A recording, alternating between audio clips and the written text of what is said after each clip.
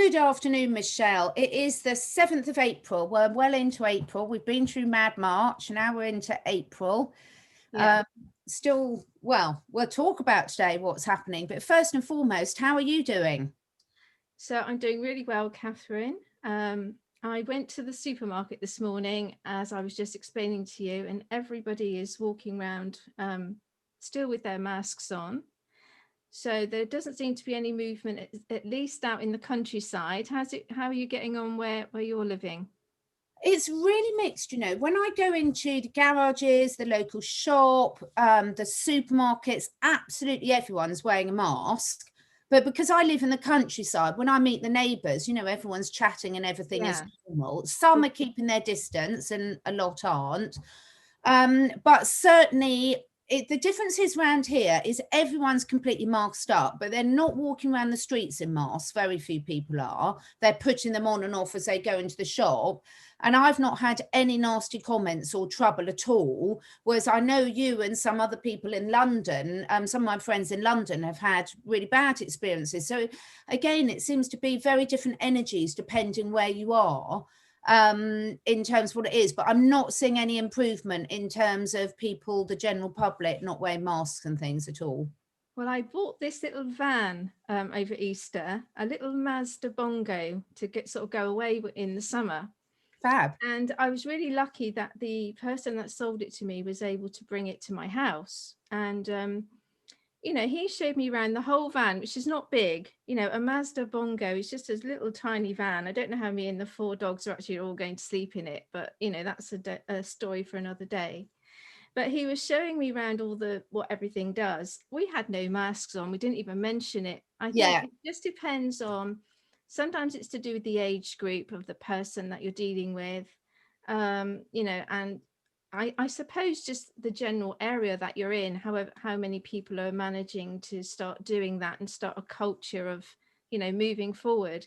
But, as I said, we were in a close proximity looking over this vehicle, and it was like both of us had actually just forgotten in that moment, unless somebody is actually doing it in front of you, you're just in your old ways, you don't think about it. Yeah, exactly. And let's hope that things do change soon, because otherwise it's going to be so ingrained in people. I mean, I just took my son back this morning. That's why I rushed back for this. Yes, I know. To uni, and I stopped off at the motorway services and went in. Yes. But what did surprise me, again, no one said anything to me, but I was literally the only person without a mask. But Yeah. loads of the children had masks on as Yeah, well. I don't That was horrible to see, even young children with Yeah. masks on, not just teenagers.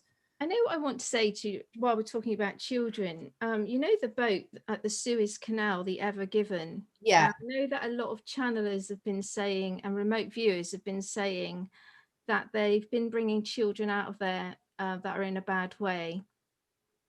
I've actually had a different message to that, actually. I'm not saying that route in the past hasn't been used for that. I think we all know that it has. But I think that the latest fiasco with the boat getting caught in the water, and then obviously all the media attention, or lack of, I should say, but the attention on that boat is just to bring attention to what's been going on in the past. So when I have remote viewed it, and when I've looked at that situation presently, there are no children being harmed at this time. Because if you think On about that boat. on that boat, Yeah. and I think that any footage or photographs or evidence that says differently is not from the current day. I think it's going back as far as 3 years or longer. So I think that particular route, I'm not saying all the trafficking routes are the same, but I think that particular trafficking route was shut down some years ago, probably right at the beginning of the Trump administration. And I think what people are doing in the truther community there might be 2 things going on. Firstly, they might be remotely viewing that piece of land, and they're seeing an energetic that's remaining from the past. So they're kind of looking over there, and they're seeing the energy of something that has happened. So it's made an imprint there. So you can see that was the history of it, but it's not necessarily happening right now.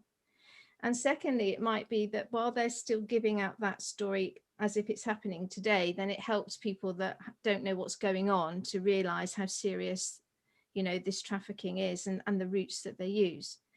But in terms of that particular ship that day, having children or adults or anything of that nature on there, I don't think that's the case. So I know that's good news in, you know, obviously. It makes sense to me because I don't think the white hats, after all this time, who would know a particular route would allow that to happen. They're not going to allow children to be harmed or adults to be harmed where they know there is an actual route being used. And I think that would have been shut down, you know, some time ago. So I think it's good that that story's all surfaced and, you know, everybody is looking at it and talking about it. But I really wanted to let people know that as far as I'm aware, to the best of my ability with my remote viewing skills and my channelings, that they're saying to me that no children were harmed on this occasion. It's very likely that the second option about where they were saying that they found weapons or something, I'm not quite sure what sort of weapons they were, that's more likely. That is a possibility. But again, that could have been planted as part of the whole, you know, what they're trying to do so that they could stop the ship legitimately and search it. So I think that's good news on all levels, that we can say, or I can say or feel, that there aren't any children that have recently been harmed, that particular trafficking line has been shut down. But the way in which they've used that particular story to raise awareness, I think that's amazing. What do you think about that, Catherine? Yeah, I mean, it's interesting. I was just speaking to another friend earlier on today about this. I haven't seen any credible, and obviously when I'm talking about credible, I'm not talking about mainstream media, but I haven't seen any sort of credible from the normal truther sources, information about stuff coming out from there. And I cannot believe, with all the awareness now, that if there was something like that, we wouldn't have pictures.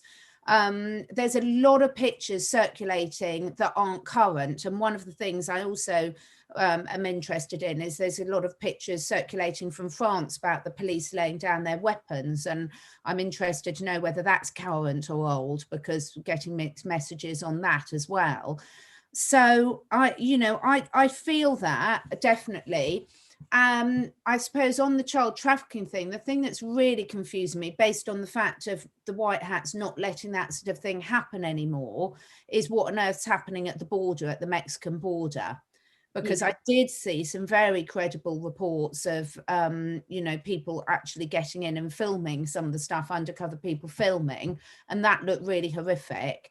So then you see that and you're thinking, well, how can they be in control of that bit and not in charge of that bit? And that does raise sort of alarm bells for me, really. I think the thing is, it's about whether the evidence is current or from the past. And again, with the Mexican border, I know that they're saying there's a lot of activity going on there. And I did see something where some parents seem to be dropping 2 children over the wall. But again, my feeling about that is that's being stopped at the border by the white hats, because I cannot believe for 1 minute that anything to do with Biden is actually really real, to be fair. I think that's all just a storyline, like we keep getting told. And in fact, I heard more information today on the Charlie Ward channel about the lady that goes to the Atlanta studios. I don't know if you saw it, but she actually has interviewed some people there, and they're saying there are definitely actors playing Biden over there, and that there are tunnels under Atlanta studios that go out all over the country. So, why is that relevant? Why would you need tunnels? Because if you've got an actor coming in, they can come in not in the Biden mask. Do you see what I mean? You see, that doesn't make sense. Why would there be tunnels under that studio? There were tunnels under there because apparently the place was owned by, or it was previously a military owned facility. Right. And it's now, and so underneath there they had military tunnels. So that's how she was explaining that. Okay.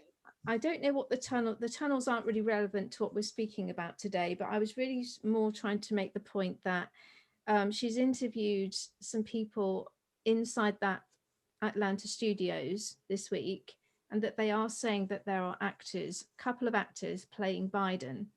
So on that basis, if you try and deduct from that what might be going on in different places, it would make sense to me anyway.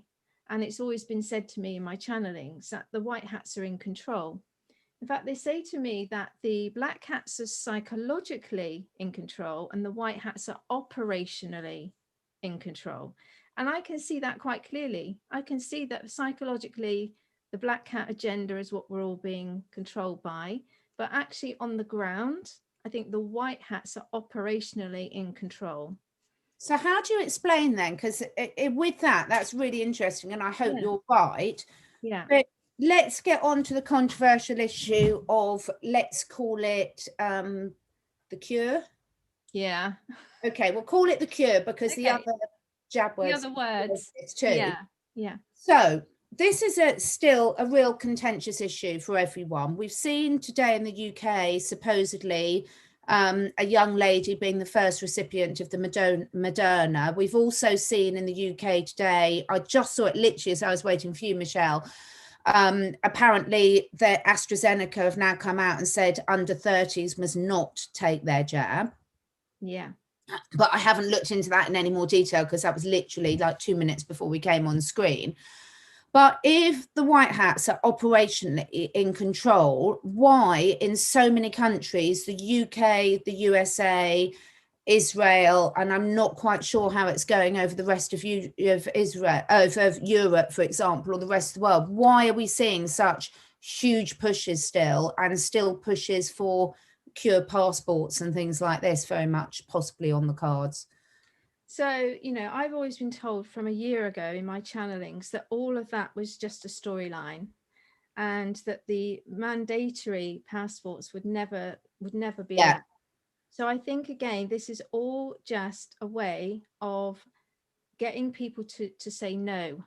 So if you've heard me speaking on other interviews before, the way I've explained it is that the cure story is multi-layered, because we've obviously got a lot of countries, we've got a lot of companies, we've got a lot of different people and potential roads in terms of supply. So if I look at the thing as an overview now, because I can't tell you what's in every single vial around every single part of the world, but what I have been told repeatedly is that what's inside of those vaccines is benign. And at the most, it's only going to have a flu vaccination in it. And that anything that says mRNA on it, I was recently told that is been changed into something that would work well with the Tesla healing beds. So I talked about all of this recently on my own channel and with some other channels. I think I talked about it with Nick Veniamin. So I believe that the control that they're issuing at the moment by telling people you can't go back to normal, you can't get your freedom unless you have a vaccine and a passport and you wear a mask and all these things. I think this is a last ditch attempt to get people to say, we're not doing it anymore, because people are just very slow. You know, they're just agreeing with everything, and they're not paying attention, because they've already been told that if you take your first cure, you can then go out and what have you, go on holiday.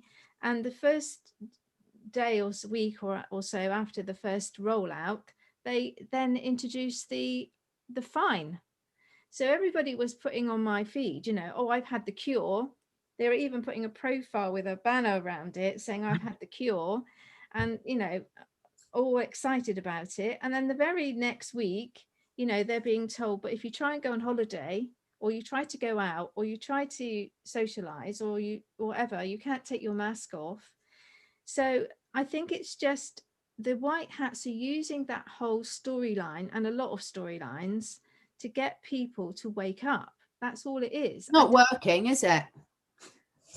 I think it is working more than we think, but it's not working as much as we would like. if that I makes mean, I sense. do think that I don't believe the figures. Personally, I don't believe the figures at all that were told about how many people have had the cure. Yeah. Having said that, on a personal level, so I've spoken to at least 20 friends who are on quite the same sort of wavelength as you and I about this whole situation. Yes. And all of us have got a consistent story that most people they know have had it. Yeah. So in one respect, now take that in the opposite to how many people do I know who've died of the virus? None. None. Exactly. I know people who've said friends of friends. How many people have taken the cure? I know so many. I know very few that haven't. Our little group of people that are talking about things like this obviously haven't. Most other people who are eligible to have it have had it. So there's a massive discrepancy there. I also personally know 4 or 5 people who've got family members who've either died or been hospitalized after it. Again, I knew no one personally from the supposed virus. So that to me raises alarm bells, because even if it was the flu cure, I didn't know that. Now, I know lots of people who've had long-term effects from the flu cure, but not immediate. Yeah. Not immediate. So there's something amiss there. There's some sort of misbalance there in terms of what's happening on the ground, in terms of, and certainly the reports from Israel. But anyway, I mean, we can hope, and there's not a lot we can do about it. And I don't want to sort of labor the point, but for me, I would see that as a very flawed plan if I was a white hat, because the only way it's going to, if everyone has it and nothing happens, then that reinforces how amazing the pharmaceutical companies are. I don't see what it achieves. I think that when you look at the strategy of everything, it doesn't always make sense, but we are in a war. We are actually in a war between good and evil. And in every war, you will have casualties. So you can't go into any sort of war and not expect to have a casualty. So I think that for the greater good of all, I can understand why they're doing it this way. It does make sense to me. But if you're saying that then, if they're casualties, there must be something in it that's causing casualties. So as I said, I don't know what's in every vial around the whole world, but all I've ever been told is that at the worst, it would be the flu vaccination. Right. And that the mRNA ones had been intercepted. Right. And that the military were actually putting something in the mRNA, which was going to actually work with the Tesla healing. But the mRNA that the military are developing is not available yet. And the MR in their particular, the one that they're developing would stand for magnetic resonance. And, I can understand why they would be taking that mRNA out and trying to stop it. I don't think any of those are in circulation. And if they are, I don't think there's very many of them. And to answer your question about why are people getting ill, well, I know friends where their parents have had the flu jab before all this happened, and they've been so sick since they've ever been. And and they weren't ill before they had the flu jab, and then they took. I completely agree with that. I mean, there's a leaked WHO report on the flu jab. There's a leaked one. It's widely available on the internet if people want it. Yeah. That actually, from a whistleblower at the WHO, that has actually shown that the death rate after that is nearly 0.4%. Yeah. And that's been around for a long while. And that has been deliberately withheld from the general public knowledge. How do we know, again, like with the figures, always so far, we've been lied to about the figures, which is how they created the pandemic. And don't forget, the pandemic also served the white hats, because while they were locking us down, they could get on with other strategies, like the rescuing of the children, like changing the financial system to Nasara Jasara. All those things were benefiting them whilst this pandemic went on. So how do we know that these, obviously it's very sad if anybody dies for any reason, but until we have accurate figures, and not from people that have ulterior motives. Everybody at the moment has ulterior motives in terms of statistics. You know, they're either a white hat or a black hat, and there's reasons why they want us to believe figures in different ways. So I think that we can't really rely on, you know, I on what agree we're with being you on told. that, Michelle. That's why I was making the point that about the people I knew personally.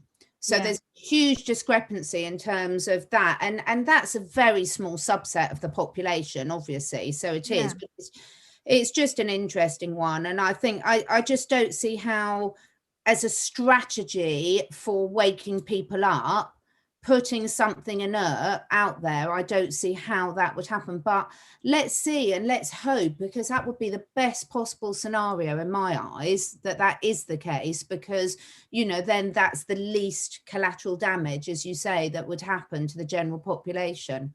Well, the way I look at it is like this: if what is going on is actually just a bad case of the flu, we know it's a bioweapon, and we know that it's a flu type virus.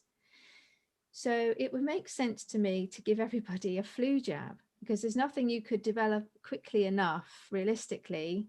You know, as we know, it takes years to develop something. So while you give everyone a flu jab, you're sorting out the basic level of what might be going on with this supposed pandemic. But also, what the other side of it is, that you are showing people that they can't have their freedoms until they start saying, no, I'm not doing this anymore. So you are kind of killing two birds with one stone if you're a white hat strategist, because we need people to stand up for themselves, because in the new frameworks that we're moving into, we're not going to have these governments telling us what to do anymore. We're moving from, you know, maritime law to common law. And so we're not going to have these structures that we have now. We're not going to have government set up in the way that it's currently set up. So when all that falls, people are going to have to learn to be sovereign and to start making decisions for themselves. And what this is actually showing right now is that people just will do everything they're told. And the reason that they're carrying this story on so long is that when people actually realize it just was a flu in the future, and that they've been following this storyline, and they're going to get really angry about it, and they're going to eventually, hopefully, say, you know, I'm not doing this anymore. And by then we're going to hopefully have our government falling, and we're going to have these people in a position where their consciousness is high enough to accept this new system that we're moving into. Some of the delays with the Nasara and Jasara are because the consciousness of the world is not high enough yet to accept this new system.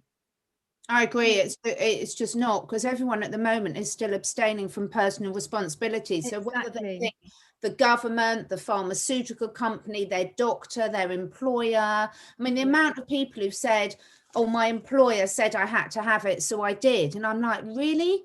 Really? You know, you're the most uncompliant person in terms of turning up on time, taking sick days, doing this or that, but because your employer said this. And I agree with you. I think there's a huge deficit at the moment in terms of where the consciousness is as a whole and where it needs to be for these new systems to come in place. And even with the med beds, Michelle, I was thinking, you know, it's no good to any of us if we move into these new wonderful things that are available with the consciousness that we can still take no responsibility and a med bed will sort it out. That doesn't change anything, does it? Well, I've heard as well that the med beds, you won't be allowed to use them unless you're a certain level of consciousness anyway, probably for that reason. Because if you go round with the mentality that you're a victim all the time, you're making yourself ill a lot of the time by how you repeat your patterns in your mind and your thoughts and your words. So if your consciousness is higher, you generally are aware of how you can help yourself, and how your words, thoughts and actions, what you eat, what you drink, it all affects your health. So like you said, it wouldn't be any good, you know, putting somebody into a med bed if their whole being was not ready yet to make the changes. So an example would be, I'm a Reiki healer, okay? And Reiki healing goes in and helps people on all levels, you know, mind, body, spirit. But at some level, if that person isn't ready to let their patterns go, then that healing can only do a certain amount. Exactly. Okay, so And sometimes the healing will allow that person to release the pattern that they're holding on to. Yeah. But if that person is determined to stay in a victim mode of I'm sick, I'm in pain, I'm this, I'm that, then it's very hard to break through that, regardless of what type of healing you're giving them. It's only at the point, again, where somebody has been very sick for a long time or addicted for a long time, and they hit bottom. If you think about an addiction, people go for years and years and years, and then one day they just like wake up and they say, I have to stop this. I have to stop it. And it's at that point, Yeah. it's at that point when they're at that most desperate point that the healing that they then seek, which in this case would be an addiction program, that's when it can work. But if their family had shoved them in there 10 years before when they weren't ready, we all know that it won't work. Absolutely. So it's exactly the same with this, the med beds and this whole story that we're playing out now. So it kind of sounds counterintuitive, but it's making it hard for people because they aren't taking responsibility. And sometimes people have to have things made very hard on them in order for them to make that transition to the point where they're saying, yeah, that's it, I've had enough. A bit like the addiction problem. It's not till they get to that lowest point that they then from somewhere get that strength to say, I have to change this. It's such a reality, isn't it, Michelle, that the way sort of most human nature works is until it personally starts hitting them, you won't make the changes. And that's part and parcel of our of probably our survival mechanism, really. But it is a wonderful thing to see that when you can sit back and see it in action. But I do think it's nice to also be, I can also see why some people aren't waking up. I do have empathy with some people because you can see there's a lot of people. Everyone sort of says, well, the data's out there for those that want to reach it, but there's a huge amount of people that don't use social media at all age groups and things like that. And so also there's a lot of people who are going through various different awful things in their lives, and there's only so much you can cope with at once, isn't there? Or self-protection kicks in. But it's going to be wonderful to see. We've got a few things coming up, haven't we? We've had the Ever Given boat, which a lot of people are talking about. We've also got quite a few legal cases going, both with Dr. Rainer Fulmick on the sort of more global scale, but also in the UK with Michael Benacia, and I call it the Mr. Pizza Express because that's the article I saw where some of the restaurant owners are taking Hancock to court for unfairness of letting schools and supermarkets open but not restaurants, because that isn't supported by the risk data. So we are seeing quite a lot of legal things pop up, and which you're getting some reporting in the mainstream media now, aren't we? I think the other thing to remember is that we don't need 100% of people to wake up. So going back a year ago, it was told to me that we needed to reach something like 50 to 60%. And we're currently around 35 to 40%. And really? that, so we're getting there slowly. And it, from the Galactic Federation of Light's viewpoint, they look at it all as a vibration. Is that globally, Michelle? Sorry, that 35 to 40%, is that globally? Yeah. So what they're doing is they look at it as a mass consciousness. Yeah. They measure what they call the light, the vibration of that consciousness. So once it gets up to a certain level globally, or as a planet, or as a universe even, then the new things can come in.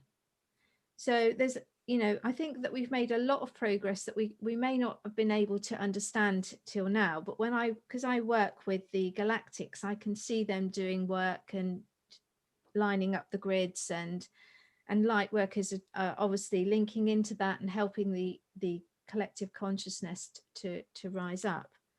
So I think we are getting there. And the other good things that I've been talking to them about is that the Tesla healing, when it's switched on eventually, and I understand that it will initially go on in places like New York and London, that the frequencies of that will also lift the consciousness. So, you know, we've got a few things going on that when they all merge together eventually, you know, it will flip it. It will flip it. But for the moment, we're waiting for, as we keep saying, for the people to start taking some sort of responsibility. But in the same way that the 5G would have emitted a certain frequency that would have been bad for us, the Tesla frequencies, if they were beamed out to society, would have the opposite. So they would help people to lift up their vibration that way. So we've still got that in the pipeline.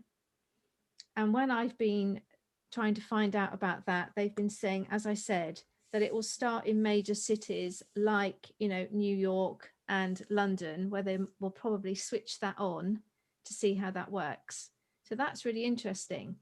And did you get any timelines on that, Michelle? Because there's a lot of, I'll tell you why I'm asking, is I've had a lot of people this week who are on the same wavelength as us, who are very much saying that they're feeling a really weird, not in a good way, energy this week. Really, particularly, and actually, I'm sort of more talking about my friends in the UK when I'm talking about that. So the reason we're having quite a bad week, and I know exactly what they're talking about, because I've had a couple of days where I've woken up and I'm not inside my body, and I'm here spinning, like vertigo. I've actually been sick. All my dogs have been sick all week. And I think it's because we're shifting into a higher frequency, and the light workers go first. We always go first. We lead everybody else. So if you think of it like we're making grooves on a mountainside, we've gone first up now onto the next groove. And because we've only just arrived, we kind of feel all out of sync. You know, it's another new terrain for us. Our bodies are getting used to it. It's a very fine frequency that we've gone into. So I've heard that that is another timeline shift. And because of that timeline shifts, all the light workers at the front have gone ahead. They're starting to set up that new grade, if you like, that new grade of consciousness. And then we can start pulling the rest of the people up to meet us. Can I just say something on that? It's really weird, Michelle, because I've had this before in the past, so it's not unique to this situation, but I've had over the last week, people think I'm mad, but you don't do well, is at night when I'm supposedly dreaming, I've actually been off doing all that work, and it's really bizarre. And then when I wake up, I'm not refreshed at all, because I've literally been so busy doing all this overnight, and it's lovely. I mean, I don't mind it at all, because I can feel what I'm doing, but it's so nice to have someone you can actually have that conversation with that sort of gets it. But it's the most surreal experience. It's like, I almost thought at first, I was a bit worried, because it was almost like I was astral traveling, but I was getting it wrong, because I was taking my body with me. If that makes sense. It does. So, but it's really fascinating, but anyway, I can guarantee I've been very busy every night so far for the last couple of weeks. And then you've got the other side of it. So when you sleep really deeply, you're not resting, because as you said, your soul, if you're a light worker, is going off, and it's helping all around. It's probably off with the Galactic Federation of Light at night, helping to get those grids in place. And then the other point of being a light worker is, if you're not sleeping and you've got insomnia, which is just as bad because you're still not getting any rest, it's because they don't want you to go off tonight. They want you to have a rest from it. So it's kind of, again, it's a bit of a mind twist, because you're thinking, I cannot sleep, but you know that the universe is tonight giving you a rest from going off and doing work. But either scenario, you still get to the morning and you just feel like, whoa, I'm so tired. You know, it's like, I don't think I've slept for 10 years or something. Exactly. The only thing I laugh about, which is really funny, is the only good thing of it is, at the moment I can eat whatever I like and not put on weight, because I'm doing all this stuff at night. So it has a few advantages, because I do like my food. But no, it's fascinating. There's so much going on, isn't there? And that's really lovely to know that is going on. And then, because from you and I, even the conversation we had off camera before, and we started it on camera, about how a lot of the people we're interacting with on a daily basis are still very much caught up in the matrix. Yeah. But there's these extra tools that can be brought in to push us along a bit if we need that extra help, because certainly some countries are well and truly awake. I mean, you know, a lot of India, a lot of Africa, etc. There's a lot. So when that's why it made sense to me when you said 30 to 40% on a global scale, but I certainly wouldn't, I'm not feeling 30, 40% on a UK scale. Something else that I've just remembered, I'm just flicking through my pad Yeah. talking because I've always got lots of notes. We've been hearing a lot this week about watch the water, and we're always trying to guess what that means. You know, sometimes it's the dams, sometimes they're saying it's the journalists called the waters, and other times it's the Suez Canal.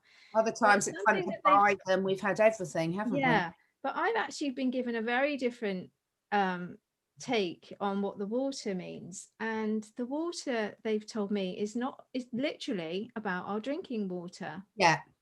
And there's always been a threat, you know, while we're trying to switch on this Nasara Jasara, we are always under some sort of threat, even if we can't see it, as something that could possibly happen to bring that down. Yeah. So in the past, we've had the Kennedy shooting and we've had the towers. Now, the enemy now, i.e. the black cats, are not as powerful in that respect as they used to be, but they still have certain things at their fingertips, I assume. And one of the things about the mRNA that the military are developing that I told you about was to counteract any future bioweapon that could potentially be released as a, you know, because of the Nasara Jasara. So the water that they explained to me is one of the places that they think they might try to target. But what they've actually put in place, apparently, is that they've been putting hydroxychloroquine, or intend to put hydroxychloroquine, into our drinking water. So I was wondering if watch the water might mean that. Because I think that even if we didn't have another bioweapon attack, putting hydroxychloroquine into our drinking water is a much better thing to have in our water than, say, fluoride. I don't know what you think about that, Catherine. Well, as a biologist, because I've heard other people say this, and I've heard them say that about the water, and also in terms of the spraying from the planes. Yes. The chemtrails. Now, as a biologist, that makes no sense at all. Okay. Because just because something's good for you, everything is dose dependent. So you can kill yourself by drinking too much nettle tea, even though nettle tea is really good for you. Yeah, that makes sense. So for me to say that is just absolutely, not you, but general as a principle, is ludicrous, because there's loads of, even though hydroxychloroquine has got many benefits, it's also got interactions and side effects in certain people that shouldn't take it. And there's no way you could control the dose. And whether it's a plant... Work with, say, like, so just turning that round to like what we've got now, like with fluoride. So how have they been able to, in exactly the same way, put it into the water in a way that it's so subtle that it is affecting obviously people, but not killing them? Well, it might actually be killing them. Exactly. It will also affect very different people in very different areas. So for example, when my mother works, we've both got the same water filter, and her water filter ceramic bit goes orange very quickly, because even though we're still getting the stuff from the pipe, she's on a lot of ironstone, whilst I'm on completely different. So the thing is when they put these things in the water, it will interact with everything else that's in there as well. Also, what you've got in your home environment, what filtration system, so you can't control it. And that's why you do have hugely different effects in different areas of the country or the world by these things. It's not uniform at all. So if you put it in the water, it would be two things. You could put it at such a low dose, it would do no harm, but then at that stage, it wouldn't do any good either, because everything is dose dependent. That's so interesting, isn't it? Because that was something they channeled down to me, and not being a biologist, I didn't really know everything you've just explained. Well, it's only because I'd heard a lot of people saying that they were spraying it down in the air, and you're just like, oh no, because it interacts with all the molecules in the atmosphere and everything else as well. So it sounds like a nice idea to me, but I can't see on both sides of the scale, it would either be in such low doses it wouldn't do any good, Yeah. or it would be of a dose where it could potentially, to some people, do good, but it could also do harm. So this funny that you mention about the chemtrails, because I actually talked to Gene Decode about this on email some time ago. I asked him, you know, had they started up the normal chemtrails again? And he said no, they had been spraying the hydroxychloroquine. Yes, I heard that. Yeah. So I don't know if they're still doing that, but I do actually have an email somewhere in my tray where he does actually say that they've been spraying hydroxychloroquine, but I don't know if that was just in America or potentially everywhere. And I assume that that could travel anyway, being in the air. Absolutely. But it's quite interesting.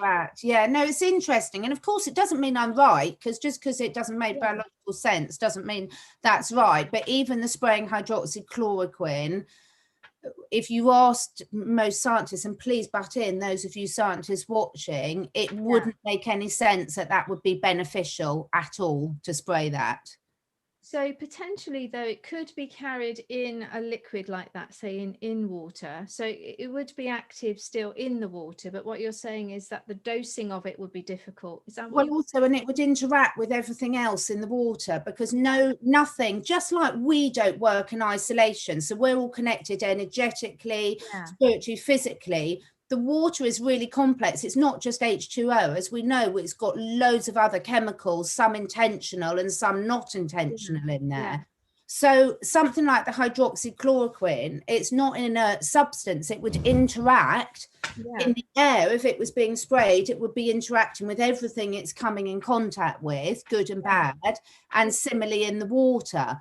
So just because you put something in there, it doesn't necessarily stay in that state. Now, I don't know enough about the chemical structure of hydroxychloroquine to know the chemistry of exactly how it would interact with all these different things, but equally it does interact with medications and things like that. So I'm wondering if maybe what we're all getting, these other people, I mean, I haven't heard anyone else say that, but obviously you've been hearing that from a few sources. I'm wondering if the principle is going to be the same, but maybe we're getting the word hydroxychloroquine and they have something else up their sleeve. It could be.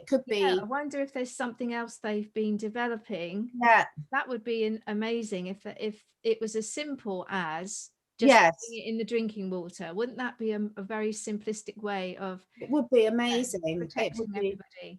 Yeah, it would be amazing. And they will have loads up their sleeve that we don't know about. I hope they have. Exactly. I'm sure they have. I'm sure they've got loads of, because we know from the snippets that we've heard about some of the technology that's coming, considering how many patents and things have been hidden, we've only heard about a handful of them. And there's all these other amazing things that they've got knowledge of that the general public, and even there's so many, where would you start channeling? So I'm sure there are some real plans afoot to sort of counteract all this, which is really lovely. But it's a lot of people feeling very tired and drained this week. I was listening to something you said, I think it was yesterday actually, I can't remember which show you were on, but you said something that was quite obvious that I hadn't really thought about, which was the people that have invented this bioweapon, they wouldn't do it without having some sort of patented cure for themselves. Because obviously if you're releasing something generally, you could also be prone to it. So if you're the person releasing it, you're going to need to have something to protect yourself. So it seems pretty obvious to me, like he was saying, that there is something somewhere to stop all this nonsense, because why would they release it at the risk of harming their own families? Exactly. They're not, the one thing, they're not stupid, unfortunately. And that is the perfect plan. That was when I was speaking to Charlie Ward about that, because it's all along, when you look at it, you've got to be able to protect the evil geniuses that are doing it, sort of thing. So, and I think that is the hydroxychloroquine and the ivermectin and everything, and all the natural remedies, because obviously you've got the pharmaceutical made hydroxychloroquine, but you've also got it naturally occurring as well. But therein lies the problem, that they've made such a global effort to suppress that, which is just gobsmacking that they've got away with that, really. but not for much longer. So Michelle, what do you think? One of the things I'm really fascinated about is, obviously there is quite a lot of fear on both sides of the fence. So there's a lot of really brilliant information coming out about the cure. I go. And there's some amazing doctors giving such wonderful, you've got everything from the really complicated scientific explanations to the layman's explanations. So I really feel there's something from everyone there. But what I'm really keen for people to do is sort of say, how can we as humanity and certain people leading the way really move out of that fear state? Because they've been very clever, because almost I don't know what to call it, the truthers, the people that can see what was happened, there's a danger that we can be spreading as much fear as the baddies.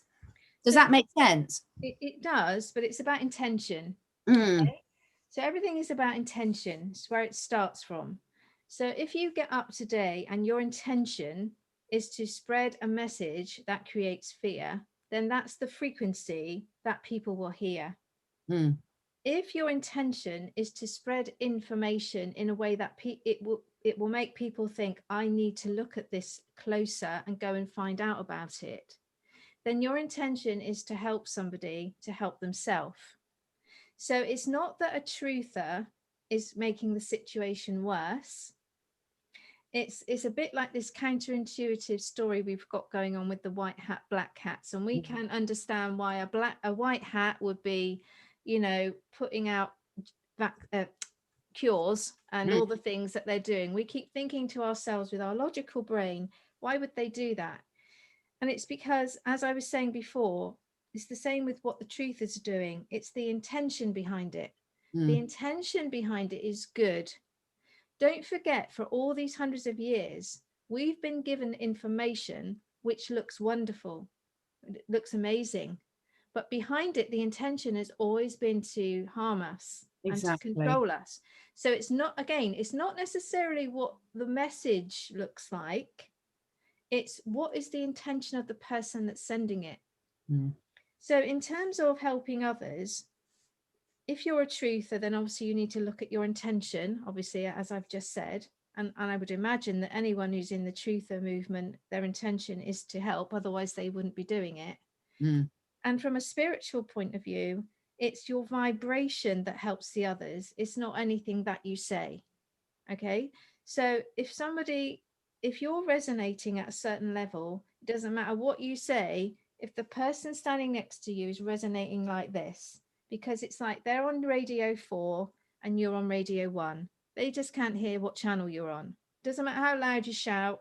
If you're on radio 1, they can't hear you because they're listening to radio 4. Okay. So all you can do in that situation is you look at your own frequency and you just work every day on bringing in your own light and calming down your own essence. And then whenever you are in the vicinity of others, because we have an energetic field which stretches out a long way, which we can do even from our homes, we don't even need to leave our homes. We just imagine that our calm energetic is reaching out through the whole universe, through the whole planet. And as we do that, our frequency, our fine frequency, it goes into our neighbor's house, the person sitting next to us on the bus, although they might be socially distanced, the person that's standing in the queue, and it goes into their energy field. And what it does is it creates like a key. If you imagine like a little key goes into their auric field and it sits there because they're still on radio 4 and you're on radio 1. And that little key will sit there, and it could sit there for a week or a month or a year or 10 years, but it sits there. And when that person is ready to hear, that key switches on. And it switches on them coming over to radio 1 with you. And the thing that switches it on is their consciousness rising up. It's them bringing in more knowledge and wisdom through the light. And if they're not spiritual practitioners, they're still doing that. Everyone is still in connection with a source, even if they're not aware of it. So it will be through things like the truthers saying to them, this information that you're getting is not correct. Please go and look at it. Please go and look for yourself. And those that are still deeply listening to channel 4, you know, aren't ready yet, but when the light around them surrounds them from all the light workers, that key will switch on and it will wake them up. So there's a couple of things going on.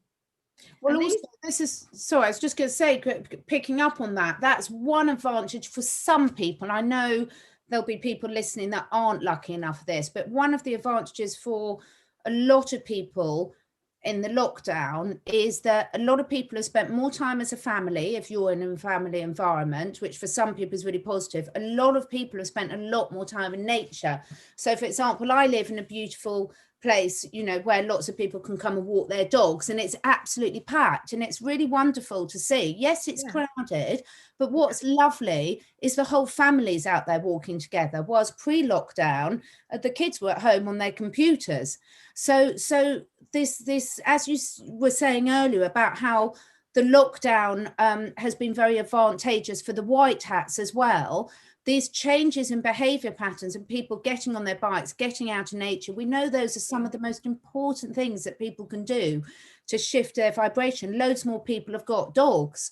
Now, there's issues with that, as we know as well, but we know how healing dog energy is, and how grounding it is, and how it takes you into the present moment. So there are a lot of these changes of behavioral patterns that should be pushing people up that vibrational scale quite quickly. You're exactly right, because when people calm down, so they don't necessarily have to be meditating, but just the fact that they're not doing this 9 to 5 rush with the commute, rushing their children to school, rushing home to put the tea on, you know, and everything is rush, rush, rush, which, you know, makes your vibration very heavy and very stressed and giving out the wrong, you know, no keys are going to switch on in that situation because you just wouldn't be ready to absorb it. Yeah.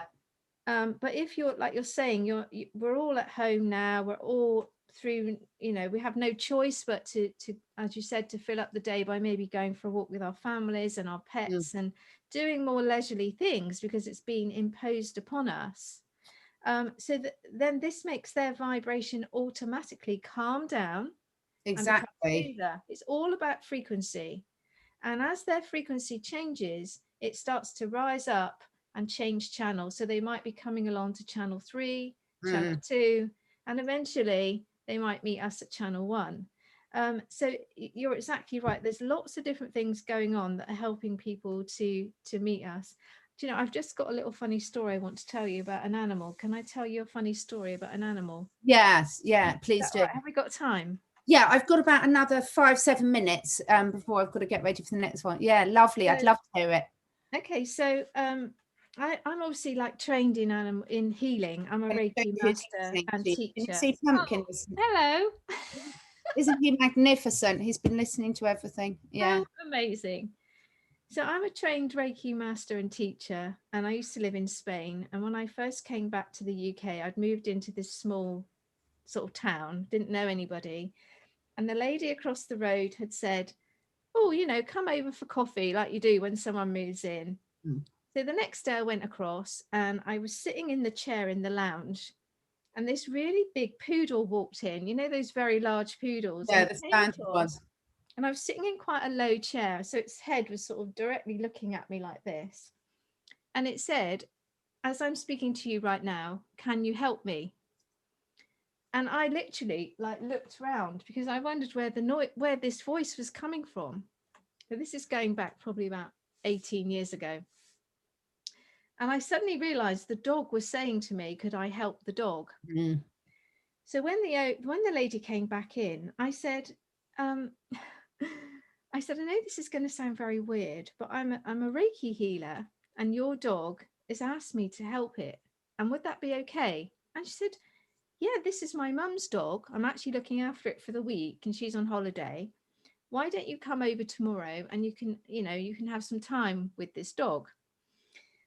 So I came over the next day, and the dog, as soon as I started to switch on the healing, laid down and was chatting away to me, Catherine. As I was doing the healing down its back, it was saying, oh, that's just amazing. That's so amazing, like this. And what I'd noticed the day before was that it had been crying a lot. And I'd actually said to the lady, do you know why the dog has been crying. And she said, no, it's always been like that since my mum had the dog. So as I was sorting out the aches and pains of this big poodle, and it was saying it loved it and it was helping, I asked it in my mind, why have you been crying? Because, you know, with my connection to animals, I know that animals do cry. Mm. And this dog said, because no one can hear me. No one can hear me. So I put my hands around like what would be the throat, and I started to heal this area. And the dog just kept saying, no one could hear me. No one could hear me. And I just kept on with the healing session, and it went very nicely. And at the end, the lady came back in, which was the daughter-in-law. And I said, well, I've done the healing on your dog's back legs, you know, because obviously it was having pain there standing up, but it kept saying that it, you know, it was having tears in its eyes because nobody could hear him. And she said, how did you know that? And I said, well, the dog told me, which is a bit strange to tell your new neighbor. But I said, the dog kept telling me no one could hear him. And she told me that the story of this dog was that it had previous owners before her mother. And they had moved house and they had left the dog in the house. But before they had gone, they'd taken its voice box out. So when it was barking frantically to let somebody know it had been left behind, so on top of the trauma of the family leaving the poor thing, it now couldn't tell anyone because obviously the dog would bark to warn you. And this dog had been crying for all those years. They'd had this dog about 3 years because it was trying to express this pain of being left. Anyway, after that, the good news is that after that day of healing, this dog never cried anymore. Because where I'd been able to connect with it and you know, talk it through with this dog, it was like it just needed somebody to hear because no one had ever heard.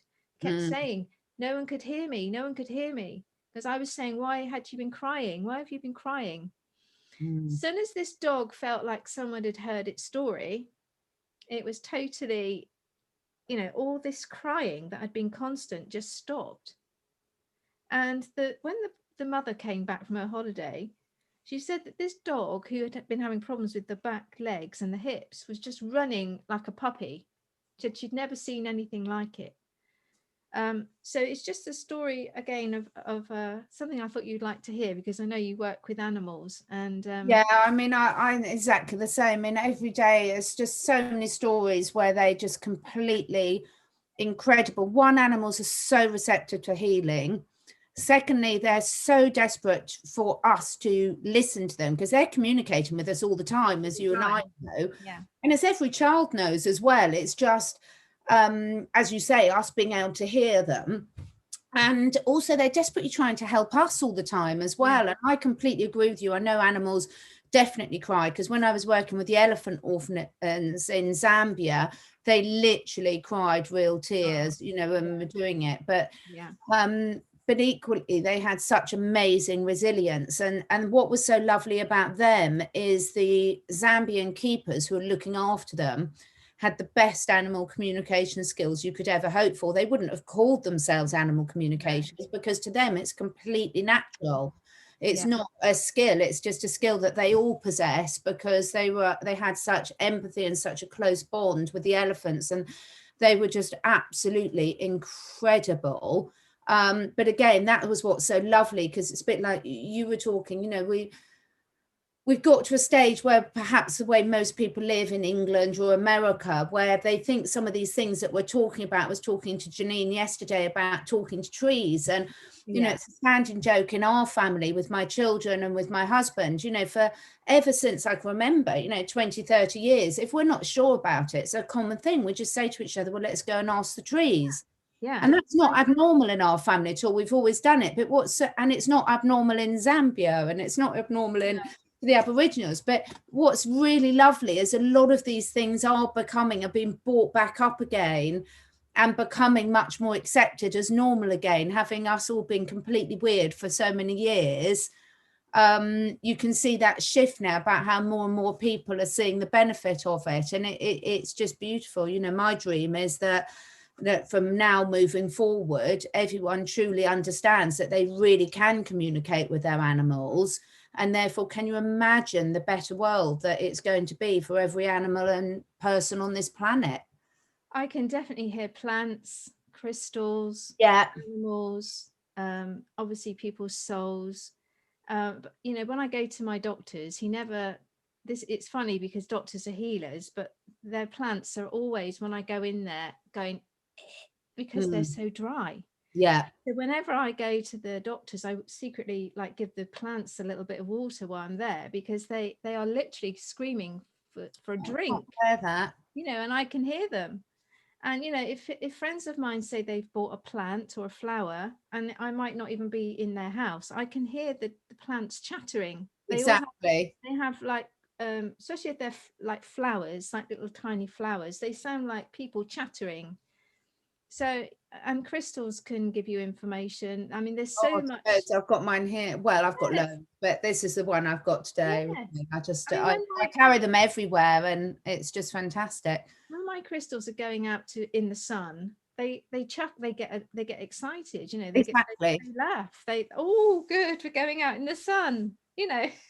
It's such fun, you see. You know, it's fine at this time when half our human friends have deserted us for being complete nutters. I've just got my plants in the background. I'm quite happy We're talking all to chatting. pumpkin. Yeah.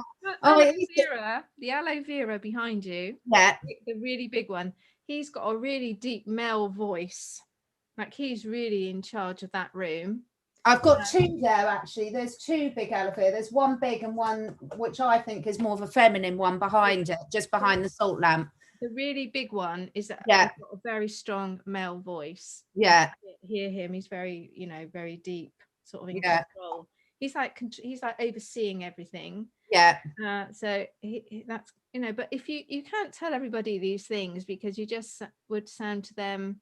I know, it's just wonderful, but I am noticing there's more and more. Well, I suppose it's the people like you that I'm connecting with, that, you know, you can have this as a completely normal conversation. And what it's really interesting is seeing like Pumpkin, who's next to me. He's always by the salt lamp and always by the aloe vera. And you know, it's just that we can learn so much, can't we, from the animals and the plants and everything. But I love it, and I get so excited when it's a sunny day and I can take the aloe vera outside to sit in the sun. I love it. It gives me as much pleasure as it gives them. It really does. They love it, and they tell you. I mean, another thing a few years ago was a horse sanctuary that I'd never met the owners. They were in the south of England.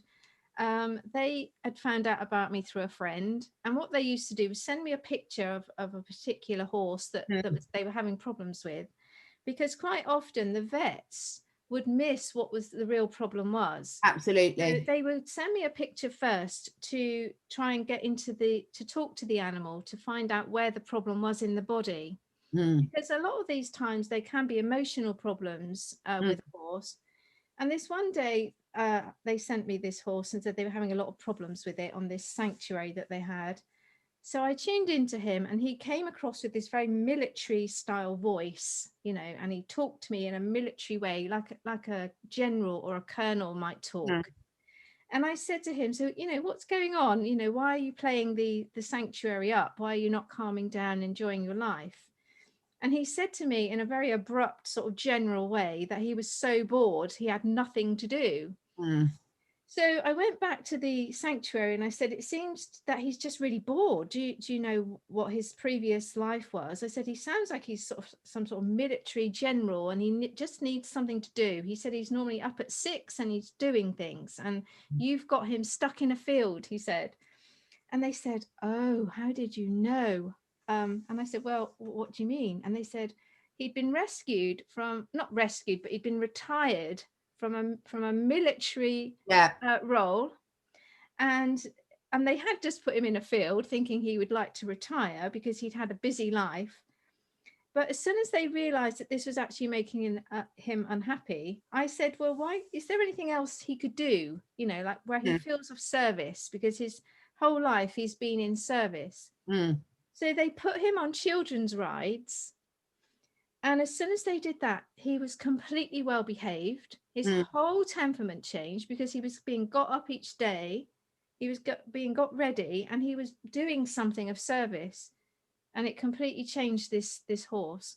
I'm so with you on that. It does a lot, and a lot of them feel like that, you know, a lot of, because what people think is natural for a horse isn't, because we don't have any natural environments. In a natural environment, if you were to turn them out in, you know, 500 acres of mixed land so that they could really go and be a horse and explore, then that would be different. They wouldn't need a human job. But unfortunately, you turn them out in a square paddock, it's just absolute torture. It's like putting a rabbit or guinea pig in a hutch, isn't it? So I'm going to have to go now, Michelle, because I've got the thing. I could literally talk to you all night. Okay. That's so lovely. Thank you so much. And I think, you know, certainly I think what's lovely is there's so many positive things that everyone can do themselves, aren't there, in terms of, you know, however frustrating the lack of perceived progress is, hopefully people have got a few hints of things that they can be doing to make themselves feel better. Yeah, I think it's coming. I think it's a bit slower than we probably would like, but I am feeling and seeing changes. And as I said, I've had a bit of a drastic week with these energy, yes, you know, changes and shifts. So those only happen when the collective is ready to come with us. So that's a good sign. So if we're getting up every day, Catherine, and we're spinning through vertigo and feeling sick and everything that goes with it, that's a really good sign, because that means that the collective are ready to come up to meet us. Oh, it's wonderful, isn't it? Thank you so much, Michelle. Have a fantastic rest of the week. I think, even though it's cold here, I think spring we've had some snow actually. Did you? We only had a few flutters. In the south, we think it's hysterical. It doesn't set. But my friend in Scotland sent me some pictures, and she's got really deep snow. I'm a little bit worried about the lambs, so I hope it warms up, because all the baby animals, obviously. I can't, you know, that's why you'd like to be able to relax. So I was driving back up to my son to uni today, and you can see all these tiny little lambs in the field, and you're thinking, oh, bring the sun out for them. But hopefully it will be on its way again very soon. Okay. Oh, lovely. Lovely to see you. It's so lovely to see you as well. Have a fantastic evening, and we will catch up soon. Yeah. Okay. See you soon. Love.